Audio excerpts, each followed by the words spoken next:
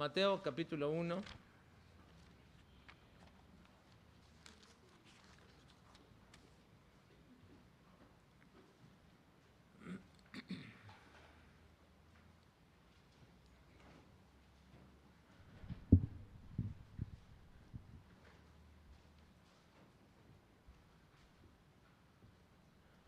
Y vamos a hablar de Jesús, verdadero Dios y verdadero hombre.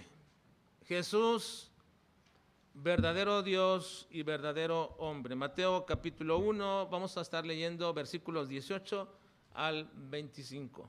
Será el tema de esta mañana, donde estaremos centrando nuestra meditación en este día. La pertinencia, hermanos, de este tema, sin duda, está en la ocasión o en la época que estamos pasando.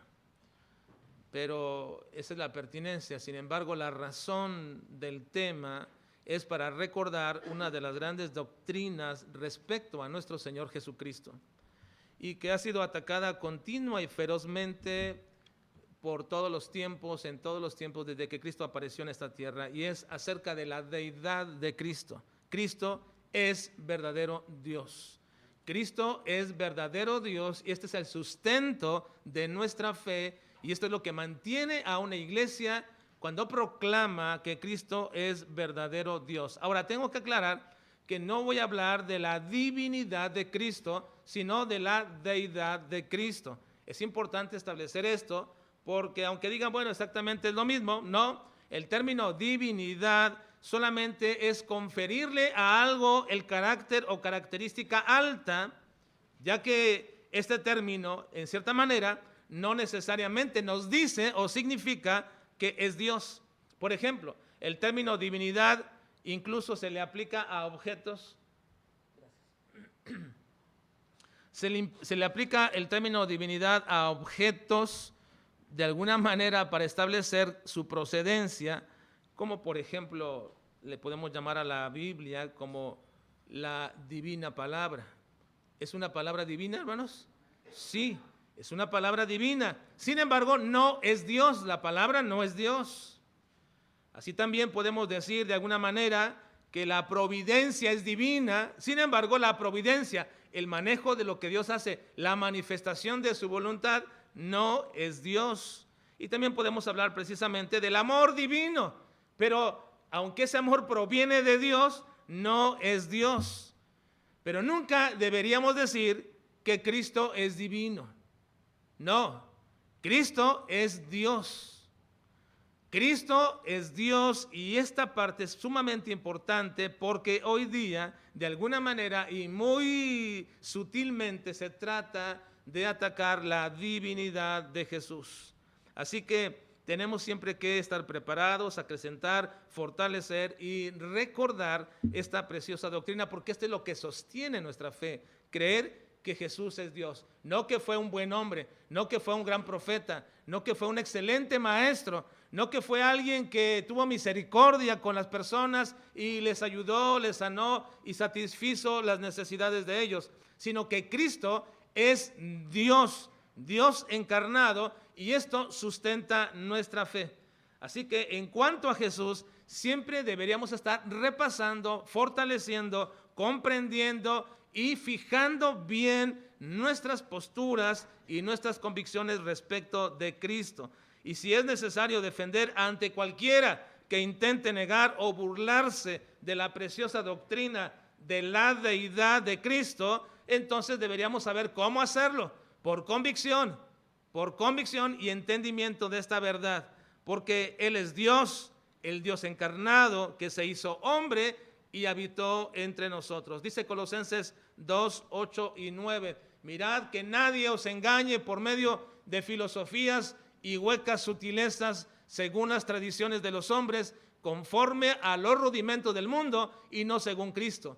Porque en Él, y aquí está el cuidado que debemos tener, cuidado con esas filosofías que intentan rebajar la persona de Cristo y hacerlo más hombre que lo que Él es verdaderamente, y menos Dios que lo que Él es verdaderamente. Dice, porque en Él habita corporalmente toda la plenitud de la deidad.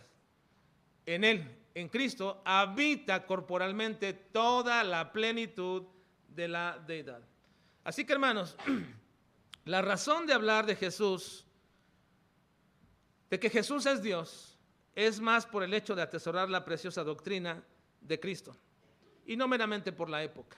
Pero, como estamos en una época en la cual se festeja y se celebra a Cristo, el nacimiento de Cristo, entonces hablaremos precisamente de eso, pero resaltando a Jesús. Ahora, no quiero pasar por alto, aunque lo hago casi cada año, y es casi una costumbre en mí, llegando a esta época, tener que recordarles algo respecto a nuestra festividad de la Navidad.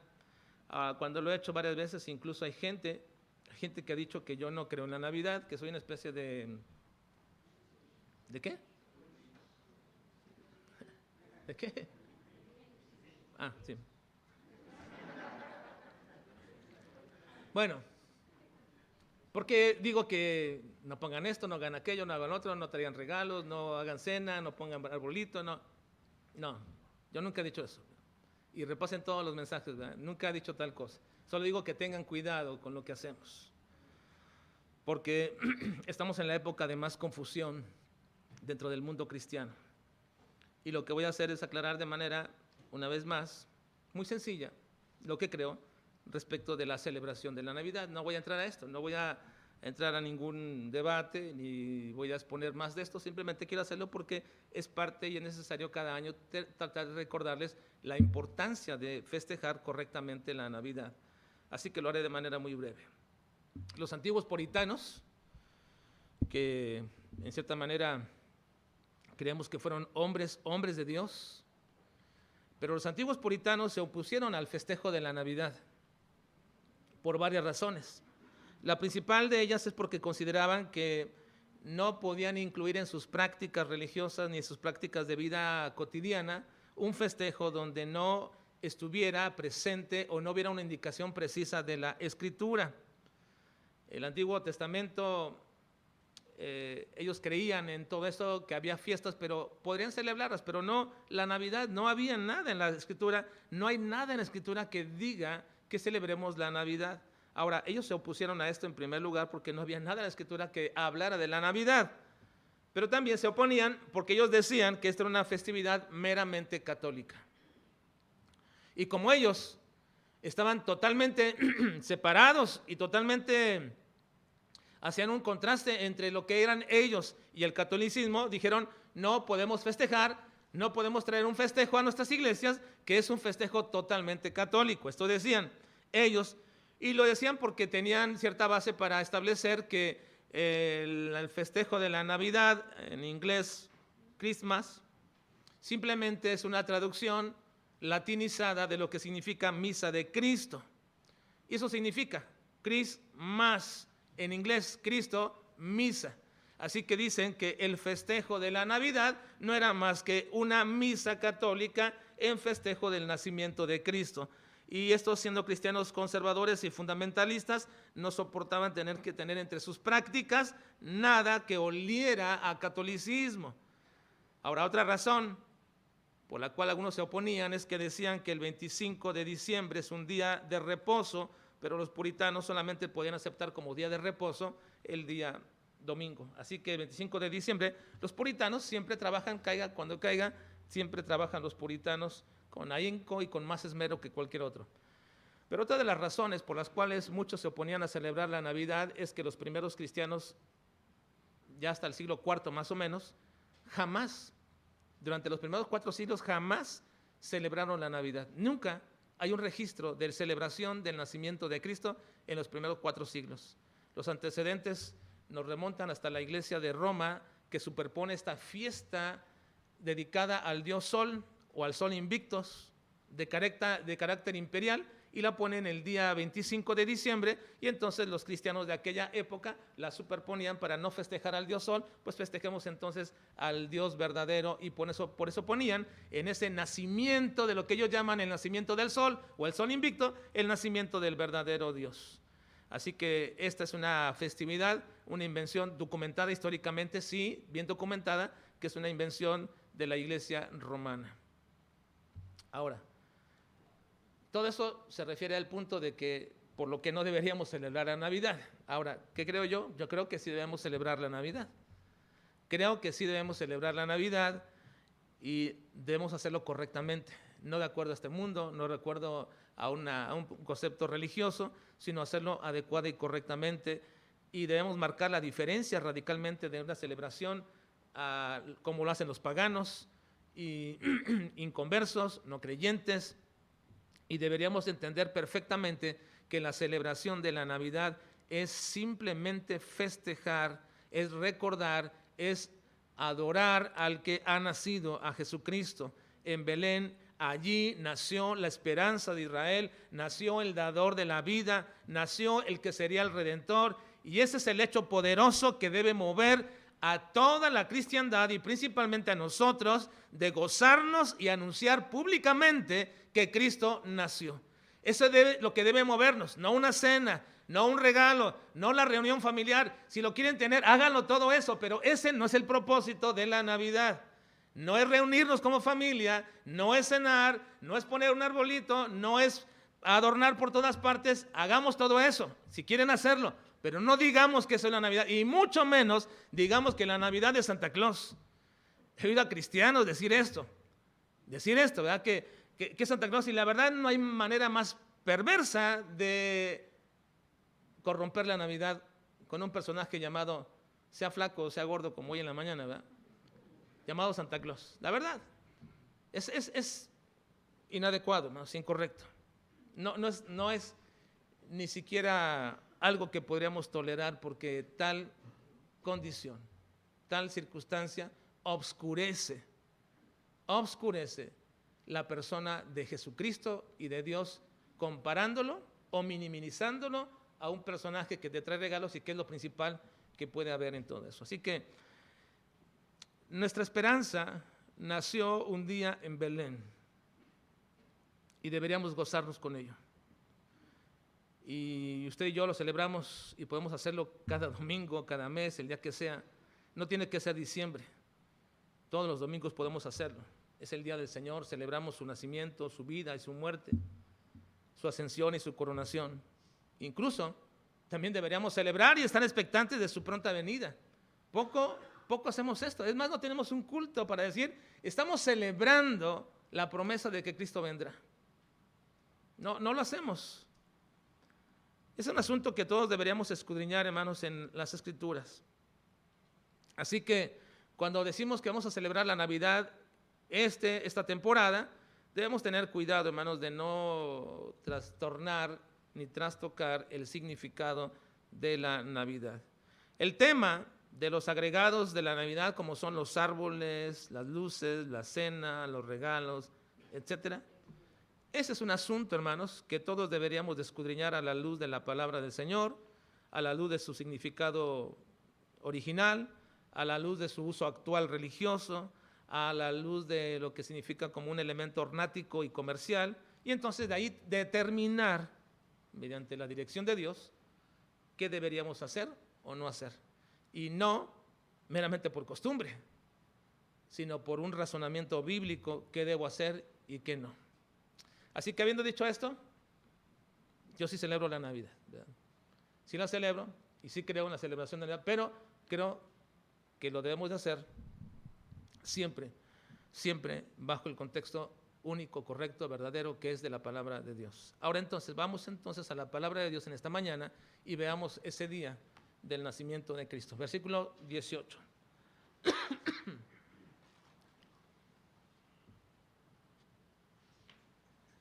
¿Lo tienen, hermanos? Vamos a leer juntos. Dice, el nacimiento,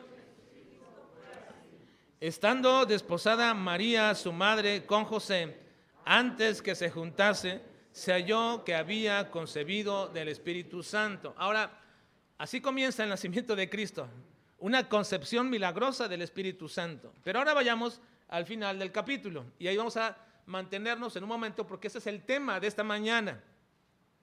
Jesús es verdadero Dios y verdadero hombre, y su nombre nos habla de su origen. Es importante el nombre de Jesús.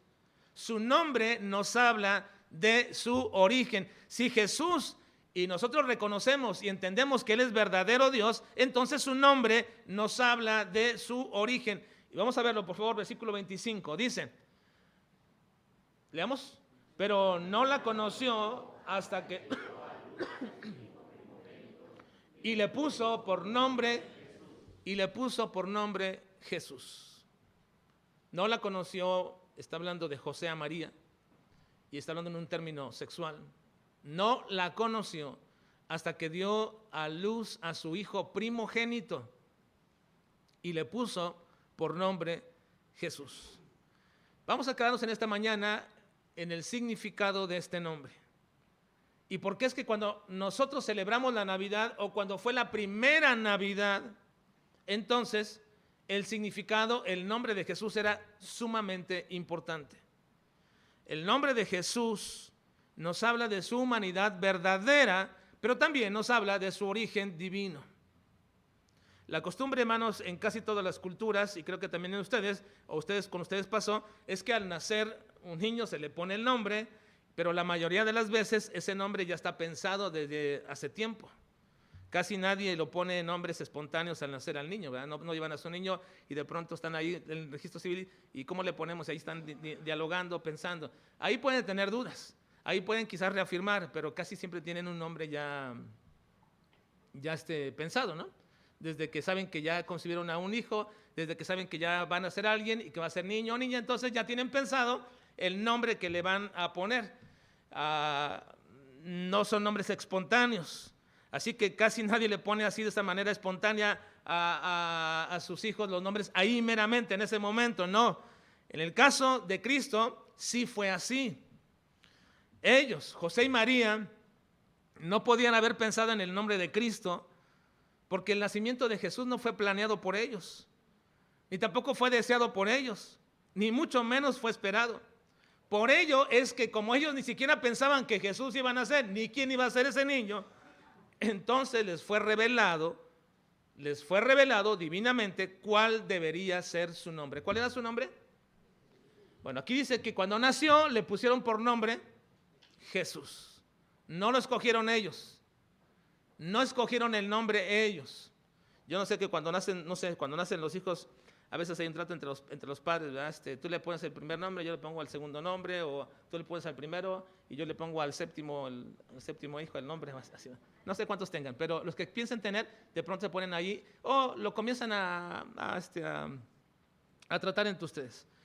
Y resulta que después ninguno de los dos le pone y al final le pone el abuelo o la abuela, quién sé quién sea, les ponen los nombres. Pero bueno, lo están pensando. Pero en el caso de José y de María, ellos no lo pensaron, ellos no lo planearon, ellos no le pusieron el nombre, no lo escogieron. Les fue revelado cuál debería de ser el nombre que habría de tener ese niño especial. Vayan por favor al versículo ahora 18 donde empezamos y vean cómo fue revelado este nombre y por qué es tan importante este nombre puesto por sus padres cuando nació el niño. Le pusieron por nombre Jesús. ¿Pero por qué le pusieron por nombre Jesús? Vean por favor. Versículo 19 ahora. José su marido, como era justo y no quería infamarla, quiso dejarla secretamente. ¿Sigan ustedes?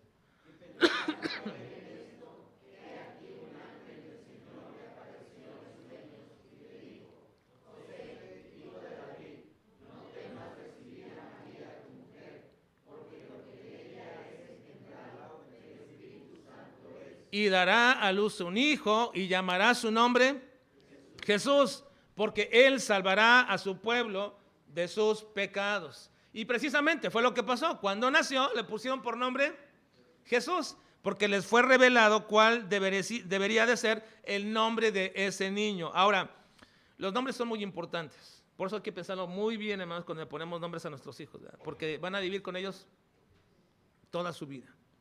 Toda su vida, ¿no?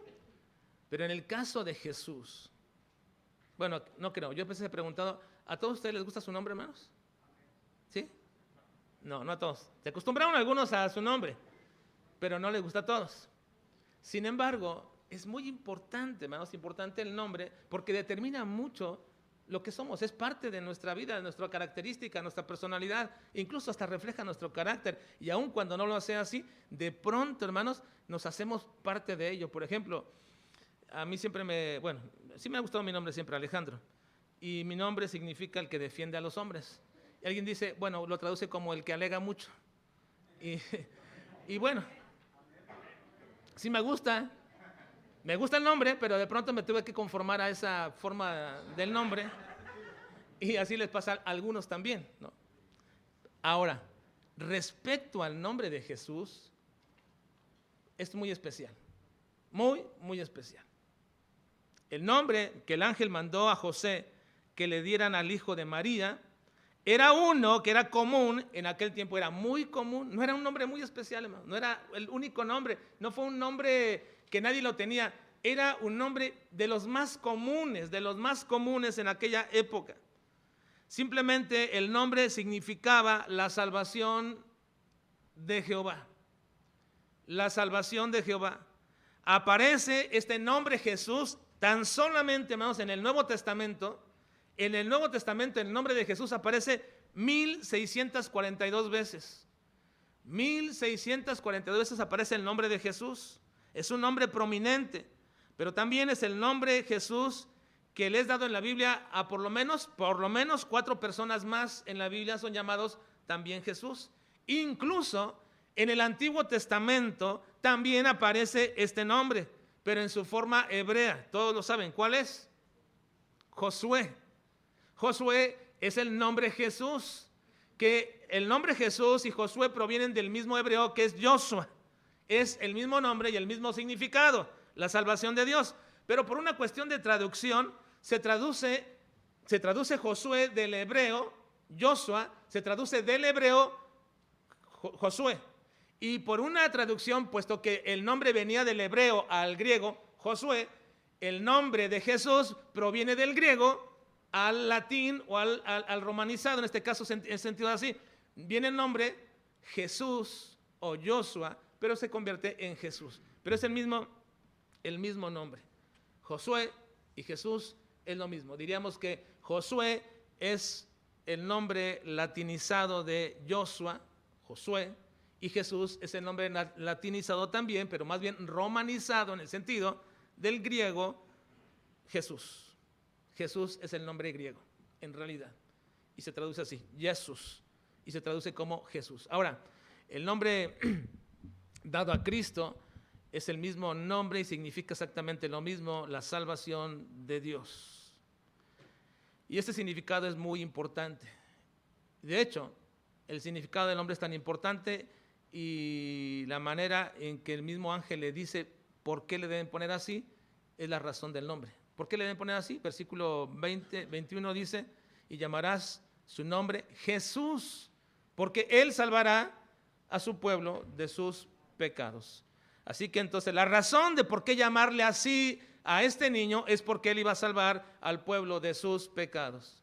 Ahora, esta aclaración que hace el ángel de manera muy breve es también muy esclarecedora en varios aspectos, que es donde me voy a quedar en esta mañana solamente. Esta aclaración que le hace el ángel a José, que le dice, cuando nazca el niño le tienes que llamar Jesús, ese va a ser su nombre, porque él salvará al pueblo de sus pecados, nos da aclaraciones muy importantes en esta mañana, en aquel momento también, pero más importante todavía para nosotros en este tiempo. Esta descripción de la obra de Jesús viene precisamente dentro del nombre. Es importante entender entonces por qué el ángel, mandándole a José, le dijo que le llamaran Jesús, y la razón era porque iba a salvar a su pueblo de sus pecados. Entonces la primera cosa que aclara el ángel a José mismo es que la obra del Mesías esperado o el Mesías venidero es la obra salvadora. Vendrá como un salvador y vendrá a salvar a su pueblo de sus pecados. Esta descripción de la obra de Jesús nos recuerda el propósito principal de la venida de Cristo a este mundo.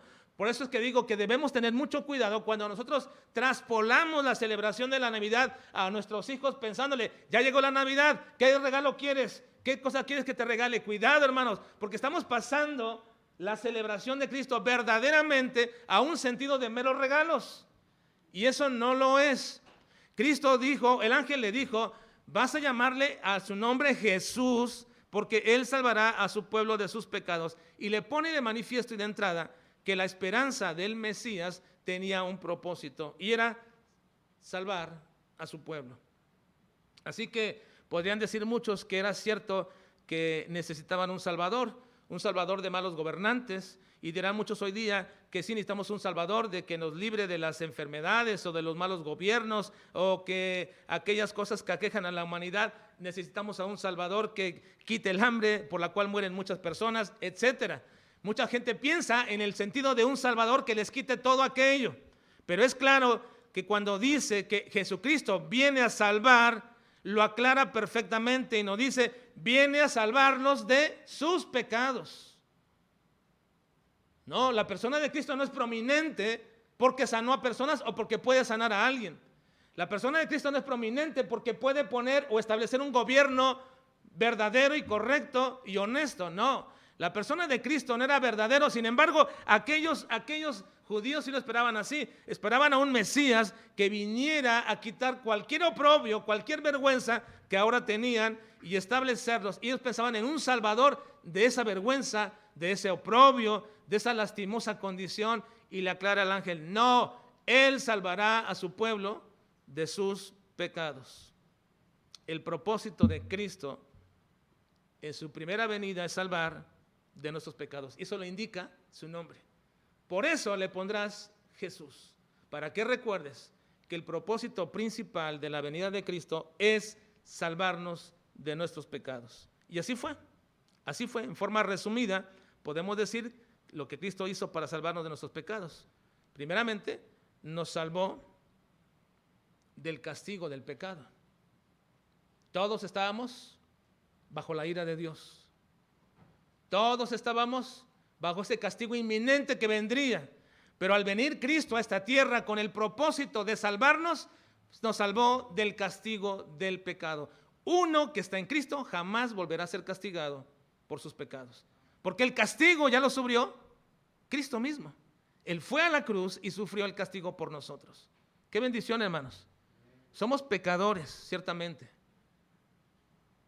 Y si hiciera un recuento de lo que debemos a Dios por nuestros pecados, no sé qué castigo mereceríamos. Sé que hay un castigo de perdición, pero aparte de eso, sé que también la Biblia dice que hay niveles de castigo en el infierno. Porque cuando le dice, ay de ti, Corazín y Betsaida, porque si en Tiro y en Sidón se hubieran hecho estos milagros que en ti se han hecho, tiempo ha que se hubieran arrepentido. Por tanto, les digo que será más tolerable el castigo para Sodoma y Gomorra, o para Tiro y Sidón, que para vosotros. Así que, de cierta manera, diríamos, castigo es castigo, por la eternidad, pero hay ciertos niveles. Ahora piense por un momento, haga un recuento de sus pecados. ¿Dónde estaría usted? Bueno, qué bueno que ya no estaríamos ahí, ya no estamos ahí, sino que alguien nos ha librado del castigo de nuestros pecados. ¿Quién fue? Pero díganlo con el nombre, Jesús. Jesús, porque Él salvará a su pueblo de sus pecados. Vino a salvarnos del castigo del pecado, pero también vino a salvarnos del poder del pecado. Porque el pecado sigue infligiendo en nosotros todavía su dominio. Y es necesario, hermanos, que aquellos que están en Cristo puedan someterse al señorío de Cristo y puedan vivir una vida cada vez más y cada vez más alejada de la influencia del pecado. De hecho, es deshonesto, es incorrecto, es incomprensible que alguien se llame cristiano y viva como la gente de este mundo. Esta es una historia repetida, vez tras vez, tras vez, tras vez, de que he conocido gente que dice ser cristiana, pero su vida es exactamente la misma que cualquier inconverso, que cualquier persona inconversa. Tratan a la gente igual, en su trabajo son igual que cualquier inconverso, sus festividades, su manera de vivir es exactamente igual que cualquier persona, su manera de hablar es igual que cualquier persona que no conoce a Cristo. ¿Cómo pueden decir que son cristianos? Pero Cristo vino a salvarnos no solamente del castigo del pecado, sino también vino a salvarnos de la influencia y el poder del pecado. Así que, hermanos, no podemos vivir ni debemos acostumbrarnos a vivir en pecado. Pero también, finalmente, Cristo vino, hermanos, a salvarnos de la presencia del pecado. Porque los que esperamos en Cristo En algún día, en algún momento, escucharemos la voz del Señor desde el cielo, tronante, que dirá, sube acá. Yo espero ese día, que con mi nombre me diga, Alejandro, sube. Qué día glorioso, hermanos. Glorioso el día que escuchemos nuestro nombre y vayamos a la presencia de nuestro Señor Jesucristo y le podamos ver cara a cara. Ese día ya no habrá más presencia de pecado en nuestras vidas. No habrá pensamientos, actitudes ni actos que deshonran a nuestro Dios. El nombre Jesús indica su obra. Él salvará a su pueblo de sus pecados. Ahora, es tan especial este nombre que Pedro mismo dice que ningún nombre en la tierra puede salvar a ninguna persona, sino solamente uno, que es Cristo. Dice Hechos 4:12. Porque, y en ningún otro hay salvación. Lean conmigo.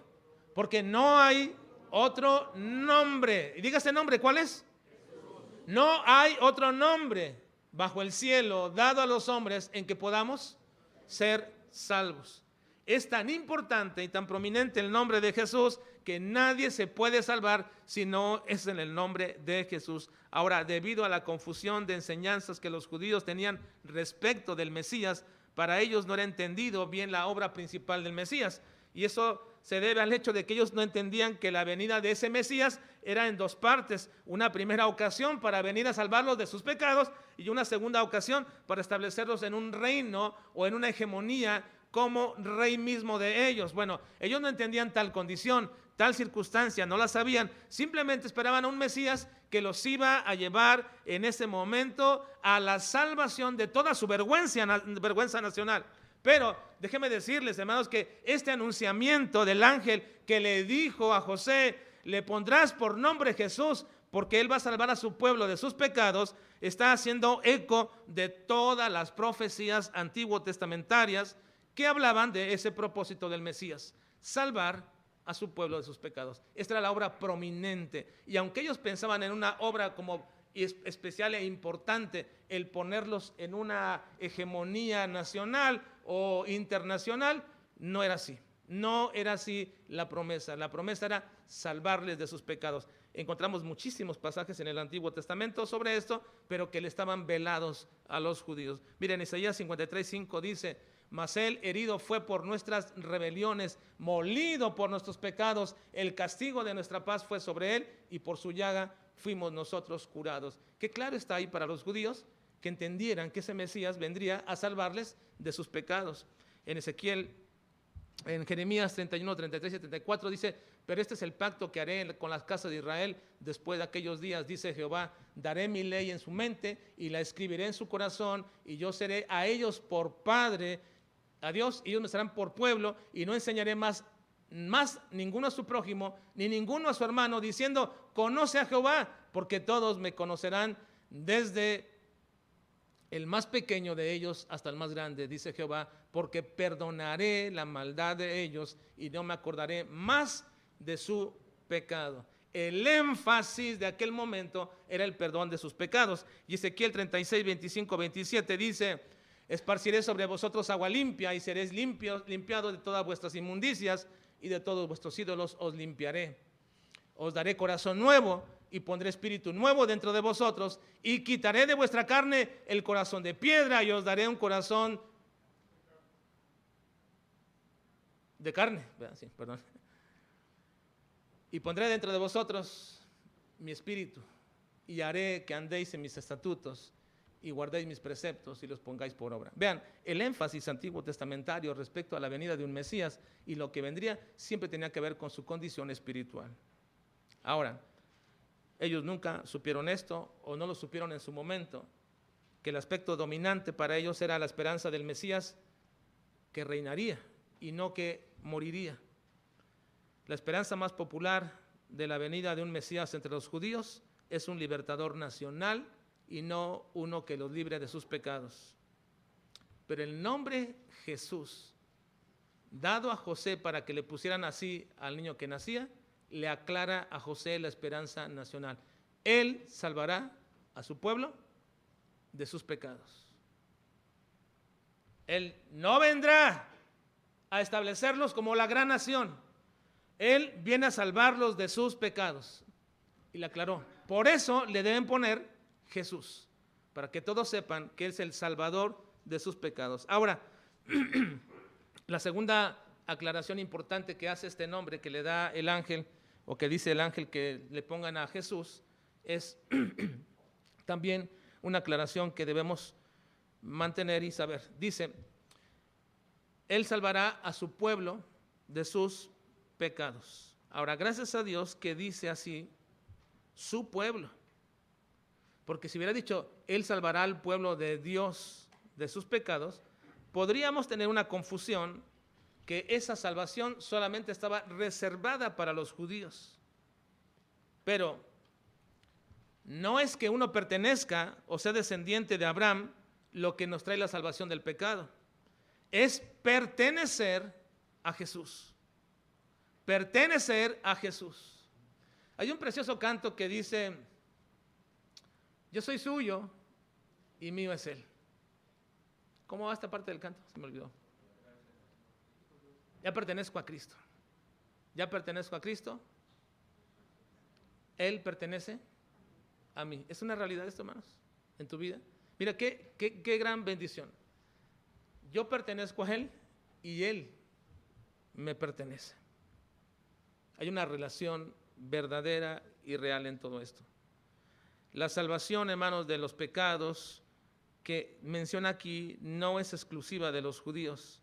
No es pertenecer o ser descendientes de Abraham, es ser parte del pueblo de Jesús. Todos aquellos que hemos sido salvados de nuestros pecados somos ese pueblo del Señor. Por supuesto que también nos llamamos pueblo de Dios, pero ese nombre no viene sino hasta después de que somos hijos de Dios a través de Jesús. Juan 1, 11 y 12 nos recuerda esto. Nos dice, a los suyos vino y los suyos no le recibieron. Mas a todos los que le recibieron, hablando de Jesús, a los que creen en su nombre, a los que creen ¿qué? En su nombre. ¿Cuál nombre? El nombre Jesús. Ese es el nombre que le fue puesto a Cristo. Mas a todos los que le recibieron, a los que creen en su nombre, les dio potestad de ser hechos hijos de Dios. Así que somos parte de esta profecía y la aclara perfectamente. Él salvará a su pueblo de sus pecados. Yo soy del pueblo del Señor. Tú eres del pueblo del Señor también. Así que no necesitamos ser judíos para ser salvados de esta manera, ni para la esperanza que una persona puede tener respecto a su salvación. Ahora, por supuesto que también somos pueblo de Dios y somos hijos de Dios. Ahora, esta es la prominencia del nombre de Jesús. ¿Por qué le debes poner Jesús? Bueno, una declaración del ángel a José diciéndole, le vas a poner Jesús porque Él salvará a su pueblo de sus pecados. Y así lo hicieron. Le pusieron por nombre Jesús. Así que cuando tú y yo celebramos la Navidad, estamos celebrando que ese niño que nació se llame Jesús. ¿Por qué? Porque Él nos ha salvado. Porque su nombre indica su obra que hizo con nosotros. Ahora, para culminar, hermanos, esta mañana, quiero aclarar una aparente contradicción respecto al nombre que aparece en nuestro relato. Hay aquí una aparente contradicción. Miren, vayan por favor al versículo 21 donde nos quedamos. 21.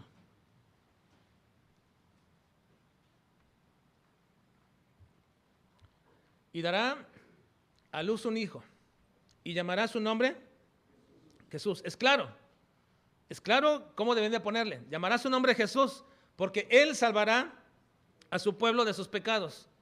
Ahora, todo esto aconteció, dice, todo esto aconteció para que se cumpliese lo dicho por el Señor por medio del profeta cuando dijo, he aquí una virgen concebirá y dará a luz un hijo y llamará su nombre Emmanuel, que traducido es Dios con nosotros. Hermanos, hemos establecido que José y María le pusieron por nombre a Jesús porque les fue revelado cómo deberían de ponerle. Y la razón por qué debían ponerle así es porque su nombre indicaba su propósito, salvar a su pueblo de sus pecados. Pero luego Mateo nos dice en una acotación que él hace de este relato que eso aconteció para que se cumpliera lo dicho por el Señor. Y luego da qué fue lo que fue dicho por el Señor, que una virgen concebiría y que daría a luz un hijo y que deberían llamar su nombre Emmanuel. Bueno, entonces, ¿cómo debemos llamarle? ¿Jesús o Emmanuel? Y esa es una aparente contradicción, porque al final le pusieron Jesús, pero la profecía decía que deberían de ponerle Emmanuel. Bueno, es totalmente claro cuál es el nombre que debería tener o ponérsele al Mesías. Y la referencia que se da aquí en este pasaje es una referencia de una profecía del Antiguo Testamento. Mateo interpreta esa profecía del Antiguo Testamento como una señal que se cumple ahora en Cristo Jesús. Pero casi es imposible, hermanos, que los judíos o cualquiera de nosotros pudiéramos darnos cuenta de esta profecía como mesiánica, porque esta señal le fue dada a uno de los reyes más malvados de Israel, Acaz. Dios le dijo en el juicio que traía sobre Acaz en aquel tiempo, un rey malvado, le dijo que iba a venir sobre ellos pueblo para conquistarlos, y que cuando estuvieran ahí en ese momento todos sabrían quién es Dios, porque Él iba a salvar a ese pueblo, a Israel lo iba a salvar, aunque no lo merecían, lo iba a salvar, y era inminente la caída que iban a tener, pero Dios lo iba a salvar prodigiosamente. Y luego le dice, por medio del profeta, le dice a este Acaz, y para que sepas que esto va a ser verdad, te voy a dar una señal. ¿Y esa señal cuál es? Nacerá un niño de una virgen, la va a concebir y se llamará Emmanuel. Ahora, esa señal dada a Acaz miles de años antes, a un hombre depravado, Mateo la interpreta como una señal cumplida en la persona de Jesús. Miren, la profecía está en Isaías capítulo 7. Dice Isaías capítulo 7, habló también Jehová a Acaz diciendo, pide para ti señal de Jehová tu Dios, demandándola ya sea de abajo en lo profundo o de arriba en lo alto.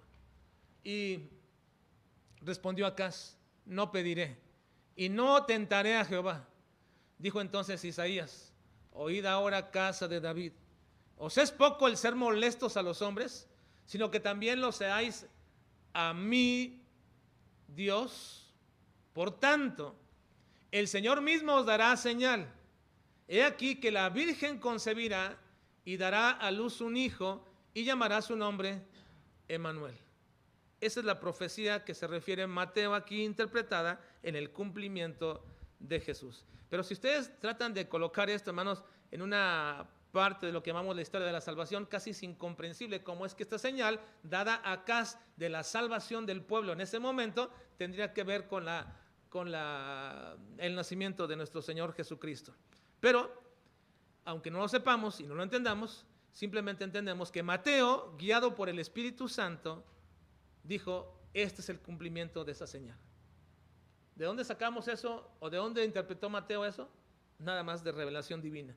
Nadie podía entenderlo, pero Dios le reveló a Mateo, este es el cumplimiento de aquello que yo había dicho. Ahora, la razón de mencionar esta profecía no tiene que ver precisamente con el nombre que se le debe de dar, sino más bien con el significado que tiene ese nombre en ese momento histórico. Les he dicho que el pueblo estaba a punto de perecer, estaban a punto de caer, y que Dios manda a Isaías para decirle, para que sepas, bueno, ustedes tienen que leer todo el capítulo anterior, ¿verdad? Pero para que sepas todo esto, quién es Dios, verdaderamente yo voy a salvar a este pueblo. Y sepan que no se puede salvar con mano de hombres, ni con sus propios esfuerzos, sino que yo los voy a salvar. Y la señal va a ser que una virgen concebirá. Y le llamarán a ese niño Emmanuel. Ahora, ese fue el momento histórico de la profecía. Y el énfasis está en el hecho de que Dios estaría presente en su pueblo salvándolos. ¿Por qué el pueblo de Israel fue salvado? Y ciertamente fue salvado de manera prodigiosa. ¿Por qué fue salvado, hermanos, el pueblo de Israel? ¿Por qué fue salvado? Porque Dios estaba con ellos. Y eso significaba el nombre. Emmanuel. Van a ver ustedes, dice el Señor, que los voy a salvar porque yo estoy con ustedes. Aquí estoy en medio de ustedes para salvarlos. Así que el niño que nazca se le llamará Emmanuel, Dios con nosotros. Ahora, Mateo toma aquella profecía para decirnos precisamente que el niño que estaba naciendo ahora de María, miles de años después, es la señal cumplida de aquel nacimiento. Así que entonces el nombre que le deberían de llamar, dice, debe ser Emmanuel.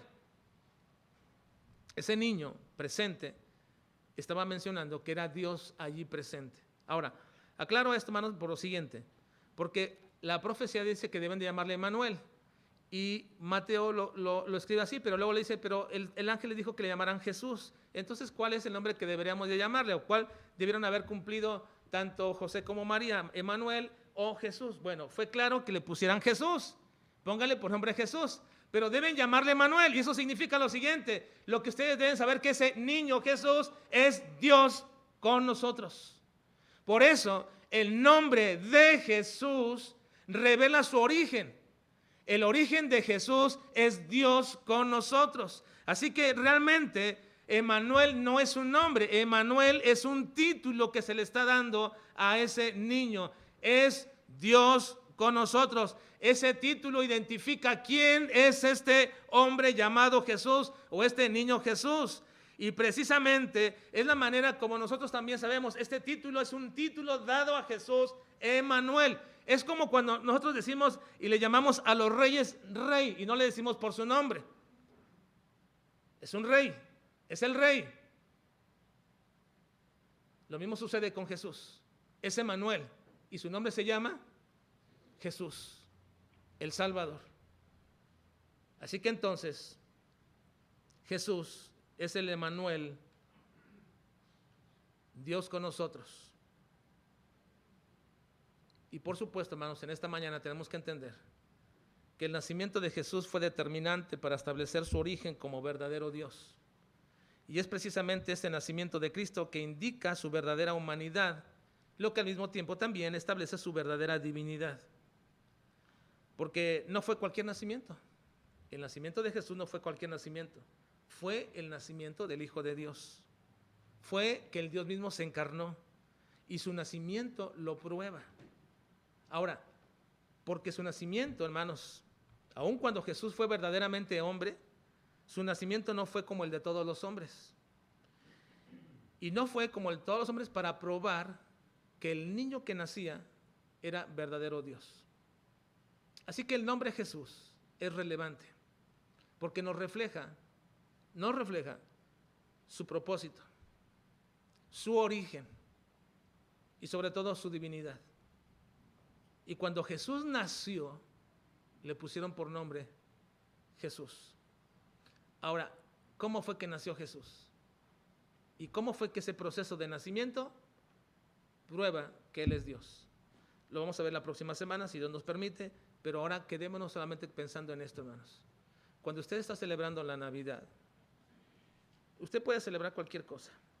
Es más, si usted se va a sentar a cenar con su familia, o comer, o desayunar, lo que usted quiera hacer, o va a abrir regalos, o lo que quiera hacer, y lo hace en la supuesta fecha de nacimiento de Jesús, y usted dice, vamos a celebrar Navidad, no diga que está celebrando Navidad. Si su corazón y su mente y su propósito no es exaltar a Jesús, entonces no diga que está celebrando Navidad. Simplemente diga que está celebrando una reunión familiar muy bonita, con mucho gozo y alegría y abrazos y regalos y toda la cosa, pero eso no es Navidad. Navidad es exaltar a Jesús. El nombre de Jesús es glorioso, hermanos. El nombre de Jesús es glorioso y debe ser exaltado siempre. Pero sobre todo, cuando usted dice que celebra Navidad, o que digamos que celebramos Navidad. Vamos a orar, por favor, hermanos.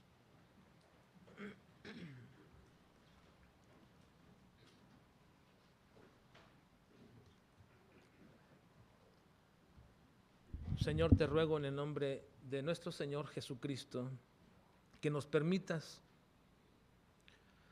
siempre mantener en alta estima el nombre de Jesús. Es en su nombre que fuimos salvados. Y es en su nombre que muchas de nuestras carencias, dificultades y debilidades pueden ser derrotadas. Es en el nombre de Jesús en que toda rodilla se tiene que doblar. Y es en el nombre de Jesús que podemos honrarte y glorificarte también, Padre. Gracias por el nacimiento de Jesucristo, Señor, y permítenos mantener siempre claro, muy claramente, que la Navidad es celebrar a Cristo naciendo y llamándose Jesús, porque Él salvó a su pueblo de sus pecados, del cual también nosotros somos parte de ese pueblo. Te alabamos y te bendecimos en esta mañana, por Cristo Jesús. Amén.